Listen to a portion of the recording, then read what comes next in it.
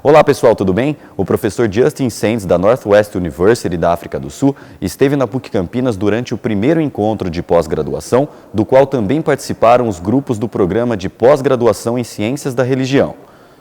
Ele apresentou aos estudantes seu curso sobre Fenomenologia e Decolonização, e a gente teve a oportunidade de bater um papo com ele. Veja só. Professor, muito obrigado pela sua participação. O senhor estuda o pensamento africano e também os estudos decoloniais. Então, eu gostaria que o senhor pudesse me explicar quais são as diferenças entre os termos descolonização e decolonização, né? E se isso tem alguma relação com os termos colonialismo e pós-colonialismo. In my talks here today, I've noticed that there's a bit of a translation problem between discolonial and decolonial, and I think that's sort of where your question's kind of hitting upon, yeah? I'm not quite sure what the translation for discolonial would be, but the way that I discuss decoloniality is through mentalities. So in a way to access colonial thinking, post-colonial and decolonial, I discuss them as mentalities, if you will, instead of historical epochs and things of that nature. So one could hold colonial mentalities and decolonial mentalities at the same time, like in a cognitive dissonance in a sense. And the way that you can differentiate these is through thinkers like Ngugi wa Thiong'o and his concept of decolonizing the mind.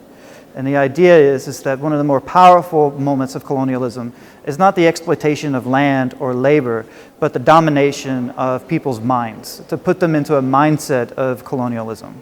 So in that sense, decoloniality, the way that I think that it could be translated into Portuguese, is a sense of self-determination and self-emancipation. Decolonization is a process where that can happen. The way that you can think of colonialism and post-colonialism is through a logic of power, a logic of and colonialism of the colonizer coming in and telling the colonized that their mindset, that their culture is inferior, and that their culture, the colonizer's culture, is superior. It is the cure, if you will. You want to be civilized, adopt our ways and means. Get rid of your languages and your superstitions and take on our mindset. The post-colonial mentality is where the colonizer leaves, grants so-called independence, and the logic still stays there, the colonial logic, or what can be called the logic of power. Decolonization is a process of breaking that logic of power, and it takes on many forms. So that's kind of where I think the differentiation between the two comes from. Professor, o senhor estuda fenomenólogos e intelectuais associados aos estudos decoloniais. A primeira tradição é europeia e a segunda, nesse contexto, é africana. Como que o senhor pode fazer uma relação entre essas duas tradições? Well, I have to be careful here. I'm a white American male. I was born and raised in North Carolina, educated in Belgium, and now I'm in South Africa studying this stuff, and now I'm in Brazil speaking about it. So I have to be very careful on this point. And what I first do is I create a hermeneutical tension. Hermeneutics being a word for a theory of understanding and a theory of interpretation. So I recognize my distance from authors that I engage, and I recognize that I can't actually inhabit their context. So in that sense, I can only learn from them. I am almost like a scout in a way, and I'm going into that context, going into that research and materials, and I'm learning a lot about myself. I'm learning a lot about my presuppositions, my Westernality, certain assumptions that I have, and in that sense, I'm able to go back to my own context with a form of self-criticism, a form of suspicion. So that's how I kind of bring it about. But importantly, a lot of decolonial thinkers like Frantz Fanon, like Shulman Bembe, they use phenomenology themselves. They primarily use Jean-Paul Sartre and existentialist phenomenology. They use it to sort of articulate their own existentialism, if you will, their own narrative, their own story. I have what I call a existentialist problematic in this sense, because I can't directly relate to that. I can't sort of say, oh, their experiences are like my experiences, because they're so foreign. So I try to create a hermeneutical method where there's a sympathetic imagination. I try to imagine what it's like, but I keep a distance knowing that my imagination could never completely encapsulate it. And so I can only learn from it. I put myself in the position of a student. I put myself in the position of willing to be wrong. And they teach me. And my colleagues in South Africa, they teach me as well. And they sort of say, that's good, you're going in the right direction, but you still are missing these particular things.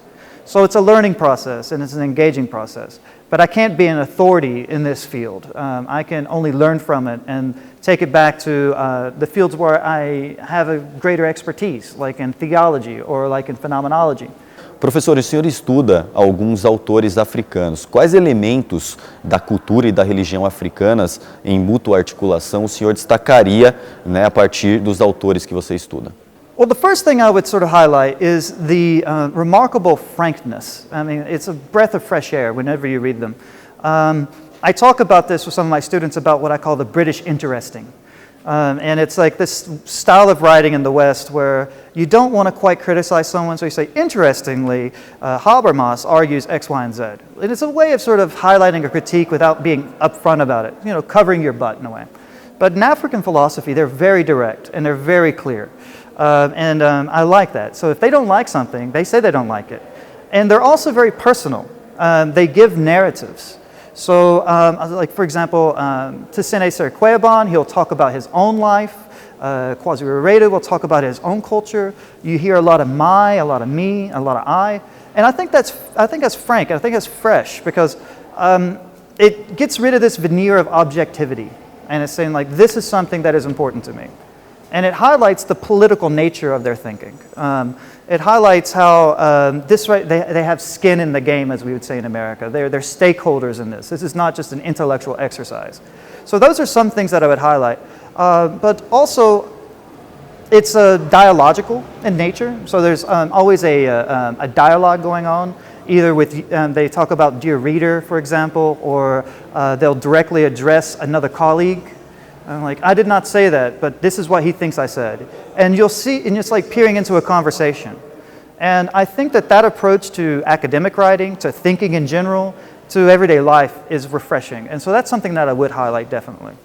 Professor, a decolonização, enquanto desconstrução de uma forma de pensamento colonizadora e colonizante, capta as concepções de mundo dos povos africanos. Como essas metodologias e tais concepções podem ensinar a civilização ocidental? They can bring in a different perspective for sure. I think that's pretty self-evident. I think that what it can do is be a spark of creativity. Let me tell you why I went to South Africa in the first place. I got my PhD in Belgium, in Leuven, and I started noticing that a lot of these questions were asked the same way. So I dealt with metaphysics, I dealt with the concept of God and ontotheology. You don't need to know them for the story. But everybody tried to address these questions from the same paradigm. Just maybe slightly to the left, slightly to the right, but it was always sort of in the same lane. And I decided there might be something else out there that can give me a fresh perspective, a new perspective. And that's one of the reasons why I went to South Africa. That's what I think could bring a new perspective. Have you thought about time in a qualitative measure? Have you thought about ontology differently? For example, the Akan, or at least Quasi-Reredu's reading of the Akan and the Akan around Ghana, they don't have a distinction between natural and supernatural. And one of the Quasi-Reredu's critiques is that whenever Western people try to compare African thought, they miss these distinctions. And this is where you get the idea that Africans are overly spiritual or supernatural, when really there's no distinction there. It's just that Westerners don't know how to translate those ideas. So that's a good place for creativity. That's a good place for us to sort of evaluate how our categories bifurcate information and knowledge and understanding. So I think that that's something it can bring into it, a certain degree of creativity, a certain fresh approach. So I would sort of start with that, yeah. I think that's where we really need to go, and that's what it can contribute. And the last thing I would say that it contributes is this political nature. See, postmodern thinkers have been talking about, hegemony, epistemological violence, all these particular things about the collapse of meta-narratives, but it's kind of abstract. They'll talk about the horrors of Auschwitz, or they might talk about the oppression of certain peoples within Western culture. But decolonial thinkers are highly political. This is personal for them. It's not an abstract idea. It's not like, the theory of violence. For them, they're talking about epistemological violence. They were punished if they spoke their native language. So if you want to talk about silencing someone through language, they have something important to say. And I think that's something that they could contribute, that stakeholdership. Professor, então eu gostaria de agradecer novamente pela sua participação, pela sua visita aqui à PUC-Campinas e pedir para o senhor deixar então um recado, uma reflexão aí aos nossos estudantes. I can leave a reflection. I've had an amazing time, really good questions, thoughtful questions as well.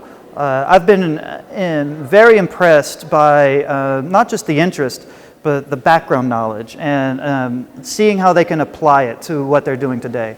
I really appreciate that. And also, I appreciate them giving me a perspective from Brazil. And so we've talked a lot about Brazil's colonial past, South Africa, and also me being an American and our past with slavery, but also with colonization as well. And so this dialogue, I guess you can say, between South African and African thinkers, Brazilian thinkers, and my North Carolina, United States context has been very fruitful to me. I hope to continue it. I hope people will come and visit me in South Africa or wherever I may land. So thank you. Open invitation.